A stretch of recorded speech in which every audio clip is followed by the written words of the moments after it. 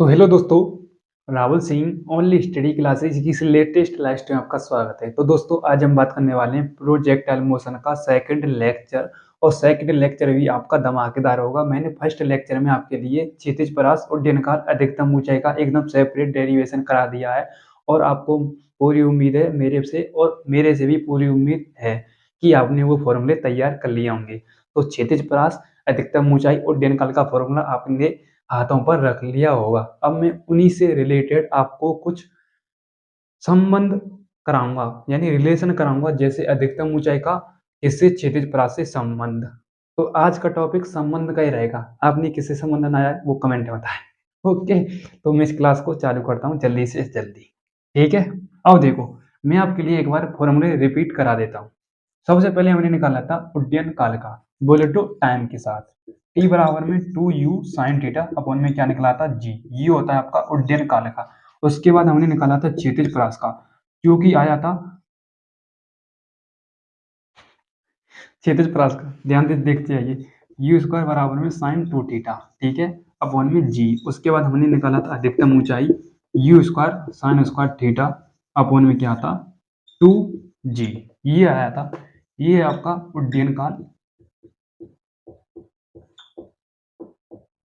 और ये है आपका क्षैतिज परास,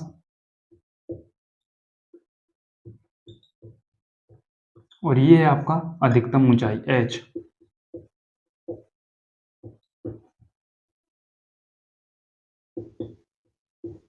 मैंने गलत में लिख दिए फॉर्मूले, देख लीजिए। उड्डयन काल टी बराबर 2u साइन थीटा अपॉन में जी, क्षैतिज परास u square sine 2 theta upon में जी, अधिकतम ऊंचाई h बराबर में u square sine square theta upon में 2g। ये होते हैं इसके करेक्ट फॉर्मूले। ठीक है, अब हम इन्हीं से संबंध निकालेंगे। सबसे पहले निकालेंगे हम क्षैतिज परास और अधिकतम ऊंचाई में। देखते जाइए, फर्स्ट हेडिंग डाल लो आप, क्षैतिज परास एवं अधिकतम ऊंचाई में संबंध।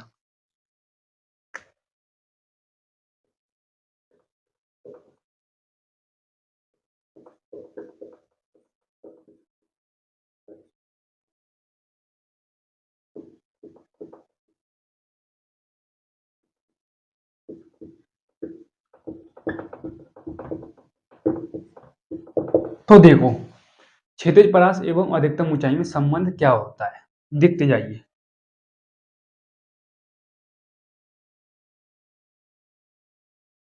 यहां से आगे हमको क्षैतिज परास का फॉर्मूला लिखना होगा। वो होता है आर बराबर में u square sine 2 theta upon में क्या है जी। ठीक है, यहाँ तक क्लियर। उसके बाद हमें याद करना है अधिकतम ऊंचाई।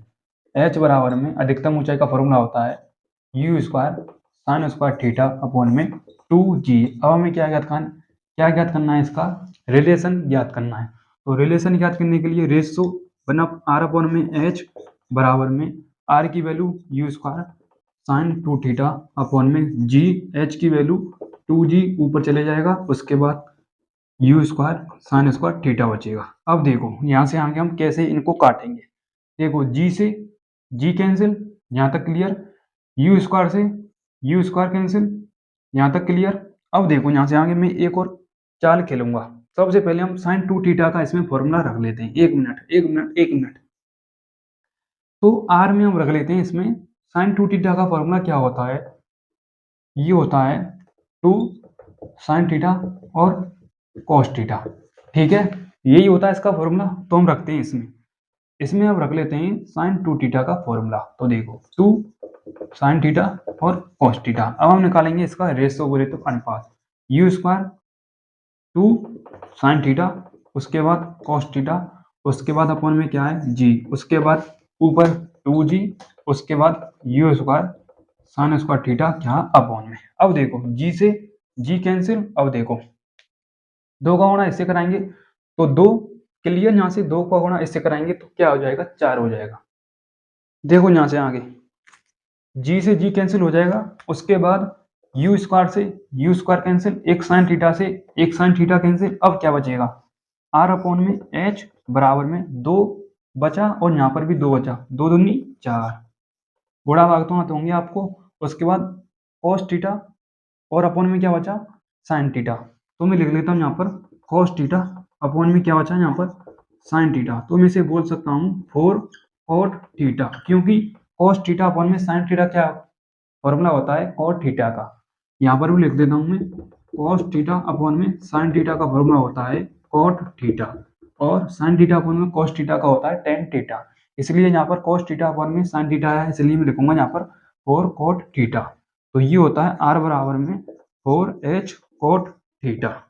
ये होता है अधिकतम ऊंचाई और क्षैतिज परास में संबंध। देखो कुछ भी नहीं किया है मैंने, क्षैतिज परास का आपको फॉर्मूला याद होना चाहिए, उसके बाद अधिकतम ऊंचाई का आपको फॉर्मूला हाथों पर होना चाहिए। क्षैतिज परास का फॉर्मूला क्या होता है, you square sine 2 theta upon में जी। उसके बाद अधिकतम ऊंचाई बोले तो एच का फॉर्मूला क्या होता है, you square sine square theta upon में 2g। उसके बाद मैंने दोनों का रेशियो निकाला है, बोले तो अनुपात।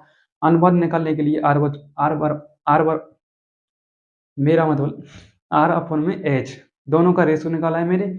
मतलब बोलने में थोड़ा प्रॉब्लम आ रही है क्योंकि ठंडी का मौसम है, मतलब मुंह से कुछ निकल रहा है और मतलब बोल रहा कुछ हूँ और मुंह से अलग निकल रहा है, तो ऐसा ही हो रहा है।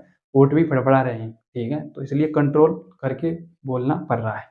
तो देखो आर अपॉन में एच, और आप भी उसे फालतू मत समझना। तो देखो आर अपॉन में एच, आर की वैल्यू में रखी है you square sine 2 theta upon में जी। साइन 2 थीटा का फॉर्मूला होता है 2 साइन थीटा अपॉन में कॉस थीटा, इसलिए मैंने यहाँ पर ये फॉर्मूला सेट कर दिया। उसके बाद एच 2g ऊपर जाएगा और यू स्क्वायर साइन 2 थीटा यहाँ पर बचेगा, जी से जी कैंसिल बचेगा। उसके बाद यू स्क्वायर से यू स्क्वायर कैंसिल, उसके बाद एक साइन थीटा से एक साइन थीटा खत्म। उसके बाद बचा क्या आपका, दो दूनी चार, और cos थीटा बचा, और cos थीटा अपॉन में sine theta. cos theta upon में साइन थीटा cos थीटा का फॉर्मूला होता है। तो ये होता है आपका r बराबर में 4h cos थीटा, जो कि अधिकतम ऊंचाई और क्षैतिज परास में संबंध को दर्शाता है। यदि आपसे पूछे थीटा की वैल्यू रख देवे आपके लिए 45, उसके बाद h की वैल्यू रख देवे आपसे क्या, h की वैल्यू रख दे आपके पास 5, तो पूछ लेवे क्षैतिज परास ज्ञात कीजिए, तो कुछ भी नहीं है। h की वैल्यू 5 है, उसके बाद कोट 45 की वैल्यू कितनी होती है, कोट 45 की वैल्यू कितनी होती है, एक होती है, तो 4 और 1 5, 20 आंसर आ जाएगा, क्षेत्र प्लस 20। इससे रिलेटेड मैं आपके लिए न्यूमेरिकल भी लेकर आऊंगा, उससे पहले आप एक बार इसका स्क्रीनशॉट लें जल्दी से जल्दी। ठीक है, स्क्रीनशॉट ले लिया होगा आपने। अब देखो, इसलिए मैं इनको नहीं मिट रहा था, आपको याद होनी चाहिए और याद हो जाएंगे आपको। ठीक है, 3-4 बार मैंने आपके लिए बता दिए और आपको भी याद होना चाहिए। अब देखो मैं ये कॉन्सेप्ट कराऊंगा प्रक्षेप गति के लिए स्थिति में कि अधिकतम ऊंचाई, मतलब अधिकतम ऊंचाई r की n गुना हो, n गुना n टर्म, यानी n टाइम्स गुना हो, वही निकालनी है हमें। ठीक है, तो ये कॉन्सेप्ट निकालना है हमें, देखते जाइए। ये प्रक्षेप गति अधिकतम ऊंचाई कितनी है, n गुना हो, n गुना क्या है, अधिकतम ऊंचाई है, अधिकतम ऊंचाई। ठीक है, अधिकतम ऊंचाई, और ये क्या है आपका क्षैतिज परास, क्षैतिज परास।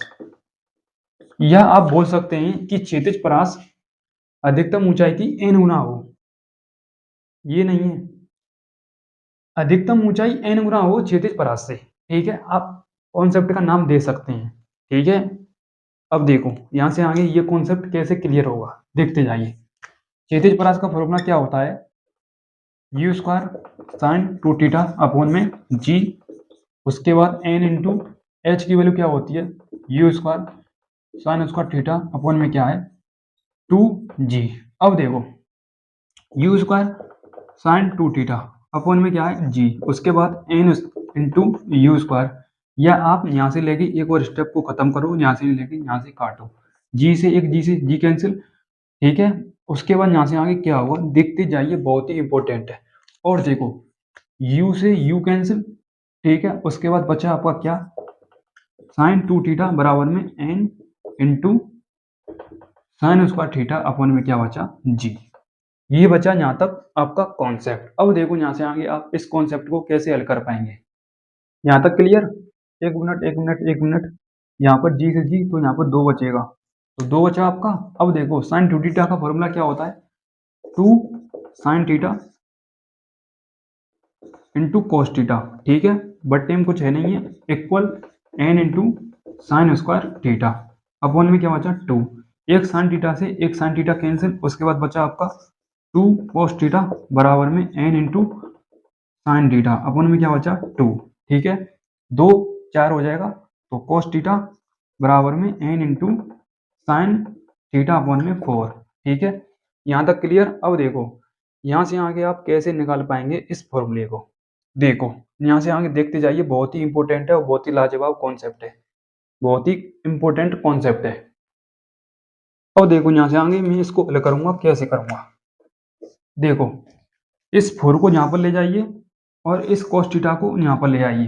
ठीक है, देखो 4 बराबर में n into sine theta upon में क्या है, नीचे आएगा cos थीटा, n का डिवाइड इसमें कर दो, 4 अपॉन में n बराबर में sine theta upon cos theta tan theta होता है।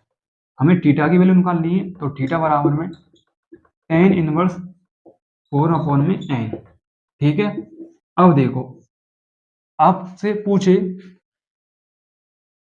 यानी कोण पूछ ले और n की वैल्यू उसमें दे रखी होगी। n होता है आपका पूर्णांक की संख्या, पूर्णांक संख्या जैसे 1 मिल जाए, 2 मिल जाए, 3 मिल जाए, 4 मिल जाए। यदि 2 मिल जाए तो 2 से 2 कैंसिल, 2 बचेगा, थीटा की वैल्यू निकल आएगी 2, tan थीटा बराबर 2 एंगल आ जाएगा। ठीक है, यहाँ तक क्लियर। यदि एंगल पूछे तो आप निकाल लेना, एंगल नहीं पूछेगा, इसमें n पूर्णांक संख्या पूछेगा, n की वैल्यू उसमें दे रखी होगी और 1 मिनट में निकाल देना। ठीक है, ये होता है आपका कॉन्सेप्ट, यानी अधिकतम ऊंचाई n गुना हो क्षैतिज परास से, अधिकतम ऊंचाई n गुना हो क्षैतिज परास से, ये होता है इसका कॉन्सेप्ट का नाम। ठीक है, क्षैतिज परास u square sine 2 theta upon में g equal n into u square sine square theta upon में 2g, ये होता है अधिकतम ऊंचाई का फॉर्मूला। ठीक है, अब देखो एक g से g कैंसिल, अपॉन में क्या बचा 2, और उसके बाद यू स्क्वायर से यू स्क्वायर कैंसिल, उसके बाद sine 2 theta equal n into sine square theta upon में 2 बचा। उसके बाद साइन 2 थीटा का फॉर्मूला होता है 2 साइन थीटा cos थीटा बराबर में n into sine square theta upon में 2, साइन थीटा से साइन थीटा कैंसिल, उसके बाद बचा आपका 2 cos थीटा बराबर में n into sine theta upon में 2। या आप यहाँ से ही भी इस कॉन्सेप्ट को यहाँ से भी क्लियर कर सकते हैं। 2 का गुणा इससे कराओ, 4 बराबर में cos थीटा का भाग इसमें दे दो, तो n into sine theta upon में cos थीटा, ये किसका फॉर्मूला होता है, tan थीटा। ठीक है, इसका गुणा इसमें कर दो, 4 अपॉन में n बराबर में tan थीटा आ जाएगा। यहाँ से भी इस कॉन्सेप्ट को निकाल सकते हैं आप। ठीक है, 1 मिनट के अंदर। यदि वीडियो की क्वालिटी कम हो तो क्वालिटी बढ़ा देना, बहुत ही इंपॉर्टेंट कॉन्सेप्ट करा रहा हूँ। अब मैं कराऊंगा स्थितिज ऊर्जा और गतिज ऊर्जा कैसे इंक्रीज होती है और कैसे बढ़ती है। पहले इसका एक बार स्क्रीनशॉट लें जल्दी से जल्दी। अब देखो मैं आपके लिए निकालूंगा प्रक्षेप की ऊर्जा यानी प्रोजेक्टाइल एनर्जी। देखते जाइए, एनर्जी ऑफ प्रोजेक्टाइल। ठीक है,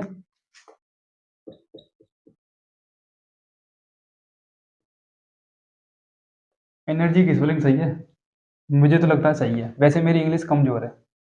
प्रोजेक्टाइल एनर्जी, प्रोजेक्टाइल यानी प्रक्षेप्य ऊर्जा। अब देखो बहुत ही इंपॉर्टेंट कॉन्सेप्ट है, अपने आप में बापू लेवल का कॉन्सेप्ट है, दवा के कॉन्सेप्ट से हिसाब से न्यूमेरिकल पूछे जाते हैं। देखो ये आपका क्या है, एक्स अक्ष, ये आपका क्या है, वाई अक्ष, ये आपका क्या है, वाई अक्ष, ये आपका क्या है, एक्स अक्ष। जब किसी वस्तु को हम इनिशियल वेग से फेंकेंगे थीटा कोण पर, ये इसका क्या है, थीटा कोण। और कौन सा वेग है, इनिशियल वेग, बोले तो प्रारंभिक वेग, प्रारंभिक वेग। और वस्तु यहाँ आकर के गिरेगी, जब वस्तु मोशन करेगी तो उसकी अधिकतम ऊंचाई एक्स मैक्सिमम होगी। ठीक है, यहाँ से लेके यहाँ तक वस्तु गति करेगी टाइम t1, यहाँ से लेके यहाँ तक गति करेगी टाइम t2। अब देखो हमें क्या ज्ञात करनी है, टोटल एनर्जी ज्ञात करनी है। जब वस्तु यहाँ से लेके यहाँ तक गति करेगी तो उसकी गतिज ऊर्जा घटेगी। ठीक है, उसके बाद एक अधिकतम ऊंचाई तक पहुंच जाएगी तो उसकी स्थिति ऊर्जा बढ़ती जाएगी, बल्कि टोटल ऊर्जा हमेशा और सदैव कांस्टेंट रहती है। ठीक है, देखो स्थिति ऊर्जा जब यहाँ से लेके यहाँ तक गति करेगी वस्तु, बिंदु ओ से लेके ए तक, तो उसकी गतिज ऊर्जा घटेगी। यहाँ पर मैं लिख देता हूँ कॉन्सेप्ट को, ओ से ए, ओ से ए तक गतिज ऊर्जा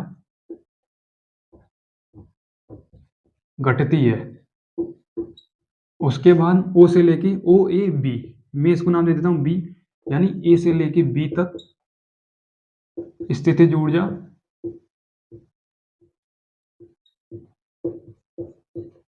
बढ़ती है।